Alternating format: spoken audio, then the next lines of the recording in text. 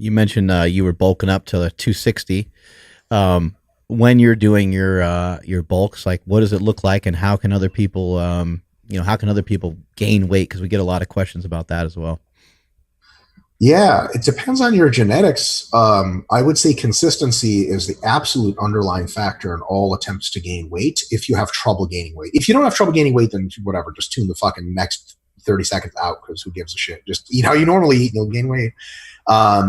People who struggle to gain weight, a lot of times what they'll do is they'll be like, man, I'm fucking pounding the food, I'm putting it away. And they'll like give you an example meal that they had, like I fucking had chicken and rice. And they're looking at you like you're supposed to like approve that. Like, oh yeah, you're the shit. You're going to be Mr. Olympia like fucking tomorrow or some shit. So the problem is you'll be like, okay, what'd you have after that? They're like, man, I wasn't hungry, so I skipped my next meal. Like, well, that's not going to generate a hypercaloric state. It's just not, right? Yeah. So consistency and establishing a meal plan that you can finish the food. Number one, food that doesn't taste like shit, like try to flavor your food, have a little bit of junk so that you can put down the calories. A lot of guys seem to think they have to gain on clean foods only. They're like, it's time to gain unflavored oatmeal, broccoli, and chicken. You're like, what the fuck is wrong with you? Whatever happened to like jasmine rice and ground beef with some flavoring in it? And they're like, well, it's not. My favorite bodybuilder doesn't do that. Like, well, you're not going to become your favorite bodybuilder anyways. So you might as well like, what is it like? Stan Efferding talks about Monster like choosing the foods. Yeah. Like that you can eat and that you like and that don't sit poorly with you and that you actually taste good. Right. Mm-hmm. So pick those foods, stick to more healthy stuff, but have a little bit of junk and be consistent. And then when you don't gain weight anymore, raise the intake a little bit, specifically of carbs and fats. You don't want to eat too much protein when you're gaining. Just meet your minimum gram per pound, because protein is really hard to eat. Like it's physically hard to chew, and it makes you more full disproportionately to fats and carbs. Like you can always squirt a little bit more olive oil into your rice and beef, but if you put more beef in, you might just be like, you guys ever stop halfway through a meal and you're like, this just is not happening. There's only so much that I can fill up. So that consistency coupled with some well-flavored food and a couple cheat meals thrown in here and there is really the key to gaining mass. And another one is weighing yourself a couple times a week to make sure that you're actually gaining weight. And man, I had one of the most trippy questions ever. I had a question on Instagram once where a kid was like, hey man, I'm having trouble gaining weight. Like it's just not working. And I'm eating 5,000 calories a day and I weigh like 180. And I was like, God damn. Okay. So I asked him a couple questions and then I was like, okay, let's backtrack. I was like, so how much weight have you gained in the last month? Or I was like, so you haven't gained any weight in the last month? He's like, no, I've gained like 4 pounds. And I'm like, that's a pound a week. And he's like, yeah. Like, that's fucking phenomenal. That's as fast as you ever want to gain weight. He's like, I thought I was supposed to be gaining faster. And I'm like, fuck. So a lot of times gaining weight is just about the long haul. Like people will say like, man, I can't gain weight. And you're like, how fast have you been gaining weight? And they're like, I don't know, like half a pound a week. We just do that for 20 weeks. You'll gain a fucking shitload of weight. You'll be much more jacked. So consistency, a baseline of eating, some tasty food, and patience, and just do it. And at the end of the day, you'll have to eat when you're not hungry, and you have to treat eating a little bit more like a job. Like yesterday, I had a meal that I had to split into a meal and a half because I finished part of it, and then I looked down and I was like, nope. I put it in the fridge, came back half an hour later, and finished the rest. Sometimes you just got to do what it takes. On that subject of bulking real quick, I'm curious because there's a lot of guys I know, some in this gym, who are they're just continuing to try to aim for a certain weight and they're heading there. But are there ever times when you think an individual should hold a certain weight or body composition for a while, hold that, then later on continue focusing on gaining? Or do you look at it in bulking, hold, cut, mini cut, then bulk again? How do you approach that? I know it's situation by situation, but Sure. So a lot of times what you would call a mini cut can be more or less extreme. So some guys will get up to 250 pounds for the first time ever.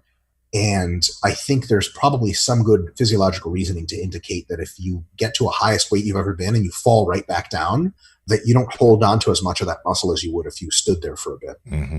So I think it's a good idea to spend some weeks, even some months at 250, eating well, staying there, training hard. You gain a shitload of muscle doing that and solidify the gains you have. Once you've done that, you may be in a position where you're like a little too fat to keep massing. Which is, first of all, you're going to look like shit. Second of all, you're going to feel like shit. Have you guys ever been fat enough to where your training has been hurt? Like I have. It says sets of, yeah. Oh yeah. It seems like, nope.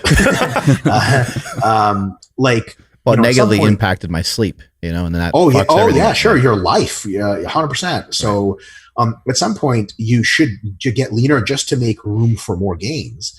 And then a mini cut's a good idea, and it doesn't have to be aggressive. You can just back. So for a lot of people that struggle to gain weight, a mini cut is just backing off of the psycho crazy eating for like 4 weeks. And all of a sudden you've lost, like, including body water, 10 pounds, and like 6 pounds of that is just fat tissue.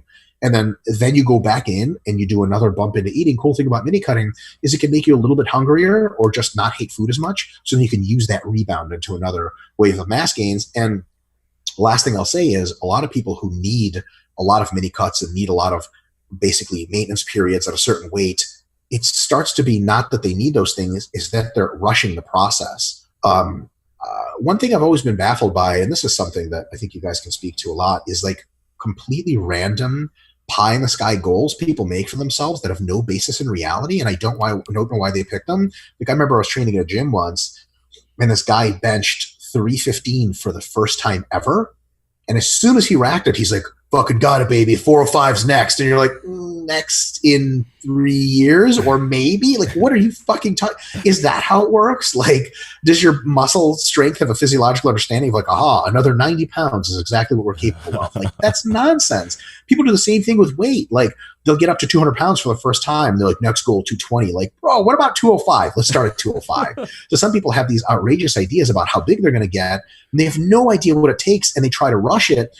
And the thing is, you can gain as much weight as you want eating pure junk. That My 600-pound life, my wife and I watch that show all the time. It's super fucking interesting. It's a strange show. Those people like 600 pounds, and they have no problem gaining weight because they eat pure junk food. You can always gain the weight. The question is it going to be a high percentage of muscle tissue? And the answer is almost certainly not. So when you pare back and say, okay, how do I gain weight but it be a high percentage of muscle tissue? The answer is slow and steady, and there's a certain amount of rushing you can't do.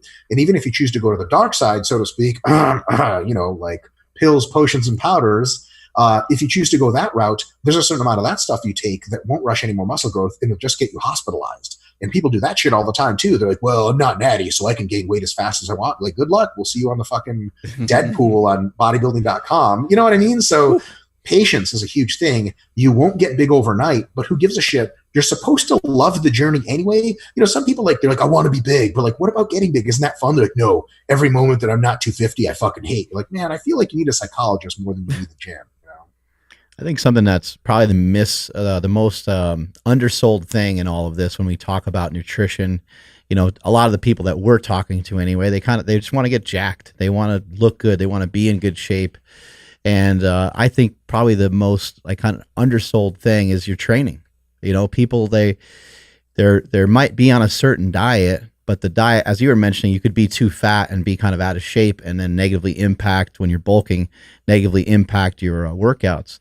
I think some people can over diet. They can diet too much and not have a good strength training session. I mean, being strong is a huge component of all this, to gaining size, a huge component to us getting ripped. I know that you've done a great job helping people get stronger as well, and then you have the unfair advantage of being Russian, which automatically makes you strong. What are you seeing with some of that with people? Because I know CrossFitters, and there's a lot of people that you've helped that might kind of get into this kind of over dieting thing and then not performing well. So you're talking about people who are trying to gain weight or lose fat or both? Just people just trying to be jacked. Yeah, usually they want to lose some fat, and be leaner. Sure. A lot of what we see with CrossFitters is that they'll do their regular workout of the day, and they'll do the RP diet, and they'll have the app and everything, and they'll be like, man, I look better, I lost weight, but I'm not jacked. And we're like, your training makes you really good at CrossFit, but it doesn't make you the most jacked thing you've ever wanted to be. And when you look at the way the pros train in CrossFit, all the people that are ranked and go to Worlds, they do not just do the workout of the day. They do a whole lot more than that. And a lot of it's just high volume training, just lifting reps and reps and sets and sets. That's how you get to looking like that. One thing that a friend of mine who actually specializes in helping people with their special sports supplements, Broderick Chavez, he says that, your training, your diet has to be justified by how much training you're doing, and same thing with your supplements.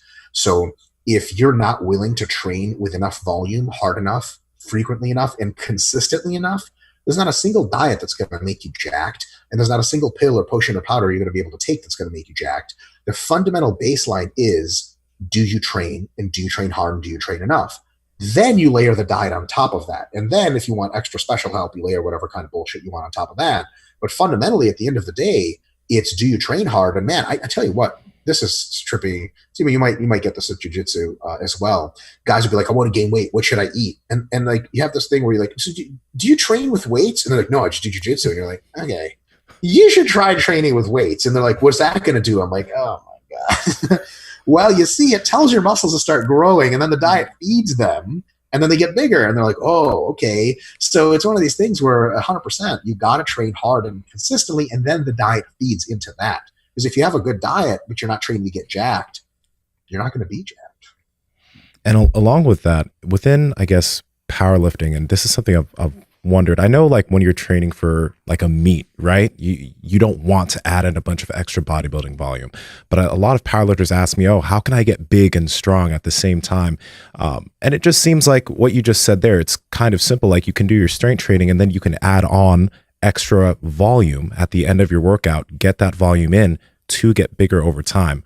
Would you, like, if you were talking generally, would you simplify it like that? And there doesn't necessarily need to be, I guess, a divide in that form of training, correct? Or yep, there doesn't need to be until it's time for you to compete. Yeah, the fatigue that you're carrying. So you actually said this earlier. The fatigue that you're carrying with all of your high volume training is going to fuck you up for the meet. So you can train for both strength and size at the same time and get a good measure of both. When a couple of months out of your meet comes up, you should be doing less volume for your accessory work and stick to more heavy work and give your body that bandwidth to recover.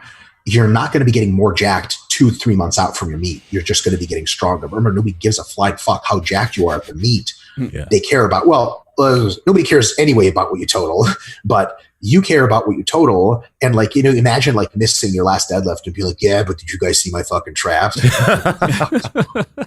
So, for 2-3 months before you meet, you put the hammer down and you do mostly low volume work, enough, size maintenance to keep your size, but nothing extra. After you meet, you start threading in the more bodybuilding type work back and maybe back off on the super heavy lifting. And then you go through these waves and cycles where sometimes you're doing slightly lighter, like sets of 8 and 6, not sets of 50, and more volume. And then sometimes you're doing slightly heavier sets of 3 or 4, peaking training and a little bit less volume. And then that way you get the best of both worlds, but it happens over time. But for most people and most times who are just trying to get more jacked and strong and don't have a meet in mind, you can absolutely do a mix of heavy and lighter work and get a whole good measure of both.